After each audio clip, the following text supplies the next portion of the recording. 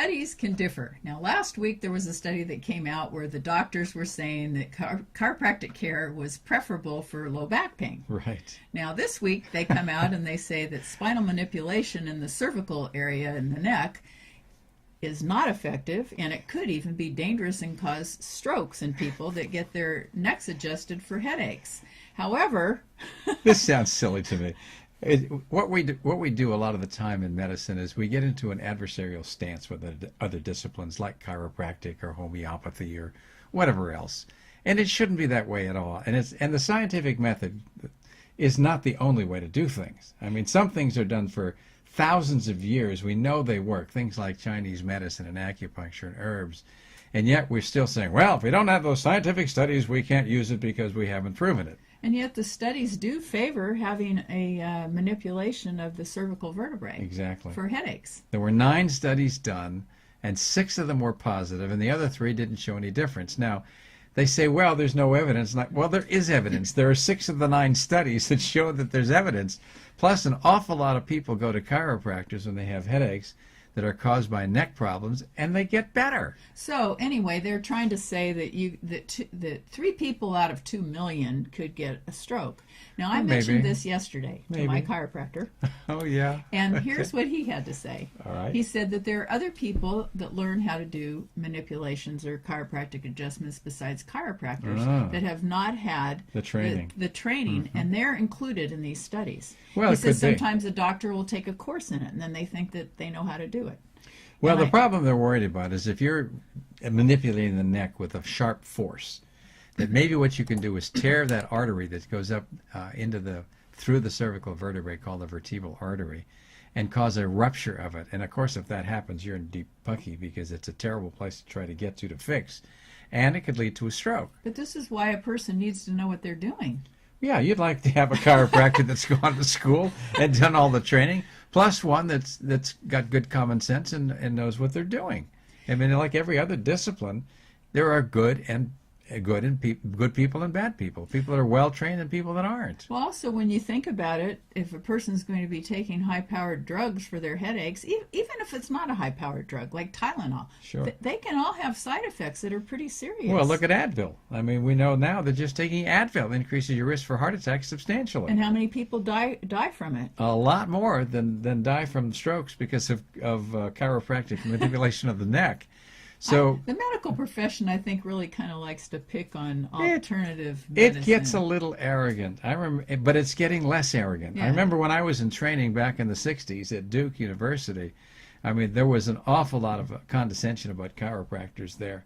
They would tell us, yeah, they're quacks, they don't know what they're doing, and they try to treat cancer by manipulating things, and made a few other statements about people who did homeopathy. And when I actually questioned them about, what do you actually know about chiropractic? Can you tell me about it, or homeopathy? They didn't know much. It was just like they assumed that because we're the doctors. A defensive posture. And some of it's about arrogance, and some of it's just about being naive, assuming that the only thing that could possibly work is what we know and what we study. You know, a person also might ask, how could an adjustment or a manipulation of my neck help my headache? I mean, it hurts in my head, not in my neck. Yeah, well, it also hurts in the neck if you know how to examine for it. And if your alignment in the spine is not right, what happens is that you put stresses on some of the muscles as an automatic part of what happens there. And there is pain that's referred from the back of the neck, from the back of the occipits here, to the front of the head, to the temporal areas there. And that headache is felt in the front.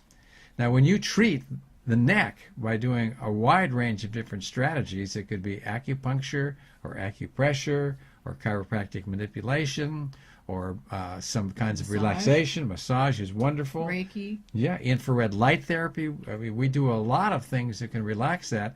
And as I use in my own practice infrared light, if I put the infrared light in those areas behind the occiput and the mastoid processes in the back of the neck, within 5 minutes, 95% of the headaches that I see are gone. And that's a stunning thing. Now, I don't need a scientific study to prove that to me or to my patients. It would be nice to have a scientific study, but who's going to pay for it? It certainly isn't going to be the big pharma people. And it's not going to be the people who are doing chiropractic research, because they don't have enough money to do it either. It seems like most research is connected to what? Big Pharma's funding, or the National Institutes of Health's funding, or maybe a few studies that are done from the complementary alternative part of the National Institutes of Health, the Center for that. But not much money is put into that. You're looking at less than 1% of the budget is going towards complementary alternative approaches, which means things that are new. Now, let's talk for a minute about migraines. Because many people claim that they have migraines, and they have such severe headaches that they might have to go to the emergency room and get some heavy-duty opioids, and they can't stand being in light. It makes nauseated, and they're up, vomiting.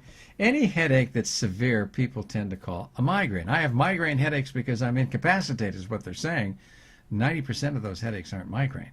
So what is a migraine? There, what you have is usually an aura, meaning you have some kind of visual symptoms or some neurological symptoms like being weak or paralyzed or not feeling sensation on half of your body, or seeing lots of funny things in your vision like squiggly lines or bright lights that come on before the headache, maybe 20, 30 minutes before the headache. That's followed by a severe headache that's usually on one side as opposed to the other. But you can also have headaches that come from neck pain that are on one side instead of the other.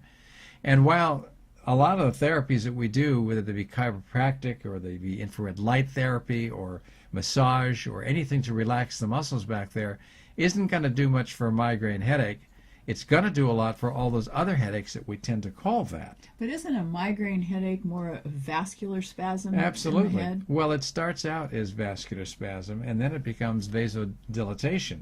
So the actual headache part is associated with an increase in pressure in the head, and that's what causes that pain. So a neck therapy wouldn't Not going to help necessarily that. help a real migraine. No, it won't. But it will help other serious headaches. For sure. And if you use an infrared scanner, okay, a way of measuring the infrared light that's emitted from the head, the heat patterns that are on the head, you can see when you have a headache that's a vascular headache, which is usually caused by malfunction of the sympathetic and parasympathetic nervous system in its balance.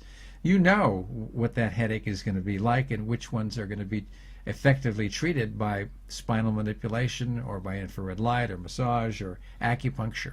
Well, that's great, because I know you have one of those at the Health Medicine Center, and Yes. there's no radiation when somebody does thermal imaging. No, it's a beautiful way to see what's going on with almost any kind of pain, whether it be neuropathic from diabetic neuropathy or chemotherapy-induced neuropathy, or if it's related to RSD or any other kind of neuropathic pain. Then you can do some amazing things with infrared light that we'll have to talk about in another show. But if you're on the site now, just go to the search box and put infrared light therapy, and you'll see all the kinds of things that we can treat. After we're finished talking. Yeah, that's right. Don't do it right That's now. right. Stay tuned now. So let's talk about some of the other causes of headaches, because everybody knows that you can get a stress headache. And sometimes, if besides your neck being out of alignment, you might have had a neck strain or something, or have been in a car accident. Well, the most common cause is what? It's caffeine withdrawal, or being addicted to some of the medications that are used to do what?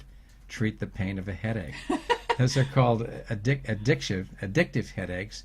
And when you withdraw the medication, there's a rebound of pain that results from that. And probably half or two-thirds of the headaches that are seen in headache clinics are related to the drugs more so than the problem itself. And everybody knows you can get a headache from an alcohol hangover. Oh, yes. Don't want that anymore.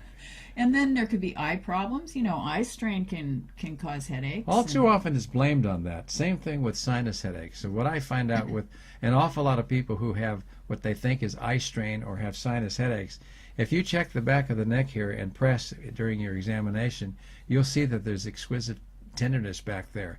And if you go back and massage or do acupressure or do chiropractic adjustment or infrared light therapy, you'll do a great job at making those headaches disappear. Well, also allergies and sinus problems can cause some pretty bad, Definitely. bad headaches. And also tumors. Oh, brain tumors, those are a little uncommon, but yes, indeed. Or a stroke. Sure, sometimes a stroke can, particularly if there's been a bleed. Or a spinal headache after you've had a spinal anesthetic. Those are You get a awful, as pretty you bad know. headache. Yeah. You had one a few years ago, and what relieved that? Acupuncture. Absolutely. So there's a wide range of modalities that can be used to treat headaches, and there are a wide range of causes for headaches. You need to know those, and we want to start with the simple approaches first. Using drugs or technologies that are expensive are not the first choice. We should only use those when we do the simple things first, and if we do those simple things 95% of the time, we'll have solved the problem.